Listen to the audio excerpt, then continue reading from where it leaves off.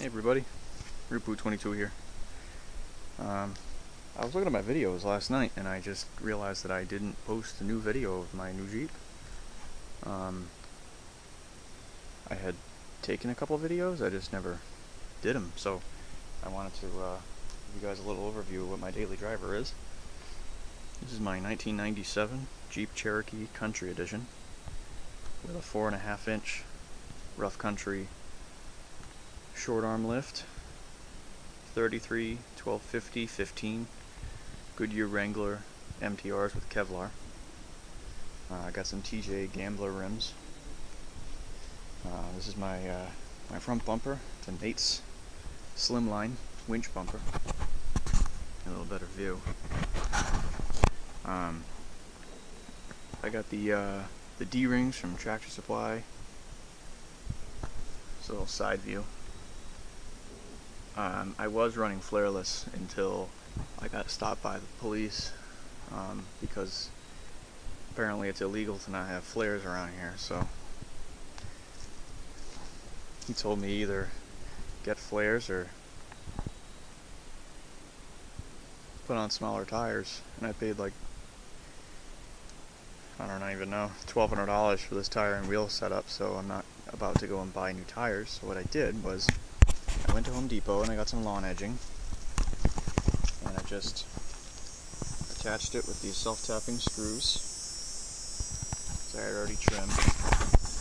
And you can see my clearance level. It's not all that great. I'm going to redo it because I kept hitting this on trail the other day. It's the fender support. So as for the suspension, I'll show you what I got under here. It's my coils, and I got the quick discos, stock track bar, stock drag link, stock steering stabilizer. I just put in new U-joints, calipers, brake pads, and rotors on both sides, and wheel bearings. I have adjustable upper and lower control arms, and they have, I know you can't really see, that they have flex joints on the uppers and the lowers.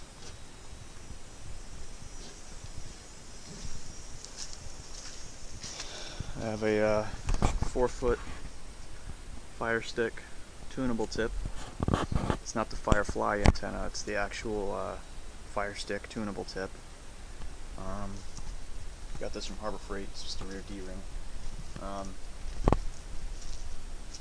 The only damage from the other day was actually right here, which was rotted out, but I ended up coming down pretty hard on a rock and it crushed it. So, and then back here, what I did, I put on the old flares, and it turned out that they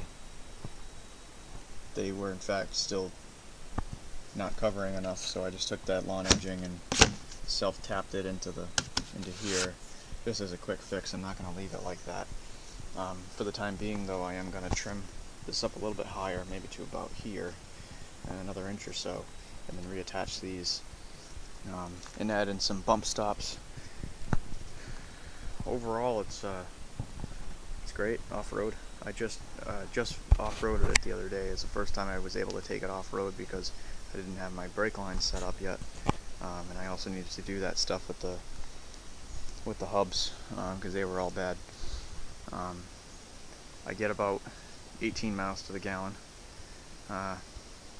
16 to 18. That's pretty good. I'll take you a little tour on the inside because this is what really shocked me when I first got it. Here's my CB setup. I have just right in here. It's a Uniden Pro510xl CB. So I got a wood grain center console, wood grain on the doors. Check this out. Stock overhead console. Only came in the Country Edition on the Cherokees. Here's my spare tire. Takes up almost the entire rear. Cargo area. Got a sound bar up here. Full leather interior. Yeah, I got a coffee too, and I ended up tipping a little bit too much and it spilled on some things. It's kind of lame. So future plans with this Jeep. I'm gonna be like I said, trimming up the fenders a little bit, relocating the flares. Gonna be adding some bump stops because I only have the stock ones. So I have a really good amount of up travel, but the only issue is I have too much up travel right now. So I'm thinking about trimming up or just adding a little bit of lift and seeing how that works out for me. Also, I'm gonna have rocker armor and door armor, side paneling armor of the rear quarter panel. What I'm planning on doing anyway is taking some sheet metal and making armored plates to go on the bottom half of the doors, and then also replacing this rocker, because this is the only part that actually has any rot on the whole Jeep. It's just this rocker panel. So what I want to do is cut this out and put in 2x3 box steel to give me some frame rigidity and some extra support, and not even counting some actual armor plating. And another thing I want to do is do some frame stiffening and overall skid plating underneath. I want full skids because I don't like the mud. The mud that you see here was just from the puddles and whatnot that we went through. I don't like mud, I like rocks. Because the way I see it, mud does a whole heck of a lot more damage than rocks can. As you drive over rocks, you have to drive into the mud, and that kind of stuff, it just ruins everything. So basically, I've had this Jeep since, I don't know, last year, about a year now, and in April, I think it was, of this year, I ordered my lift kit. I drove to Tire Rack and I got my tires, and then I drove to Brooklyn, Connecticut, and I got my rims. I had everything mounted up and I installed everything except for the brake lines. And I just did the brake lines last week, so those are my only limiting thing there.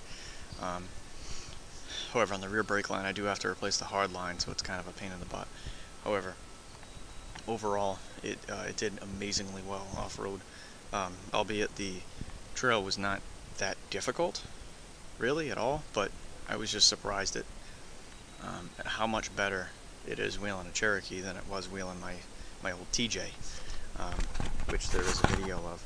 But as you can see here, I mean, I've got a lot of clearance.